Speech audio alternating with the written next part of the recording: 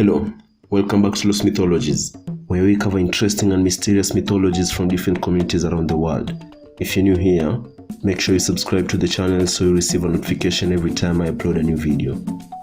Today's topic is one of the most interesting ones in my opinion.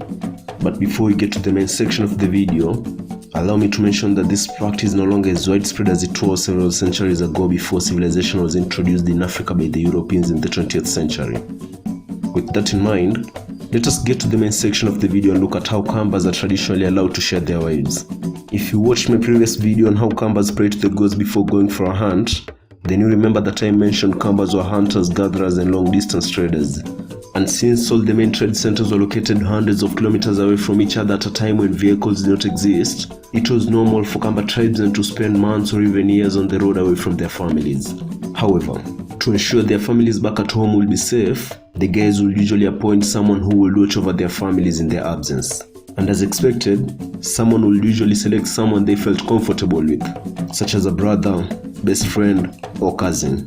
So, let us say, for instance, Mutinda is about to leave his home for such a long trip and does not expect to return anytime soon. So he asks his brother to take care of his wife and children until he returns. If his brother agrees, then according to tradition, it is up to him to make sure Mutinda's family is satisfied in every sense of the word. And this includes the wife's sexual needs. What is even more interesting about this practice is that the men who left for the trips knew that the guys they were leaving behind will get intimate with their wives. But for some reason, that never bothered them. Maybe things were that simple back then. To take it a step further, in most cases, the men who were left behind to safeguard their families would go ahead and have children with their wives. But these children will never be called theirs. They will usually be called after the husband who left for the journey.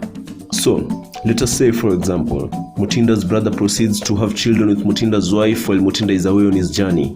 When Mutinda returns, the children automatically become his and the brother is never allowed to even point out that he is the biological dad.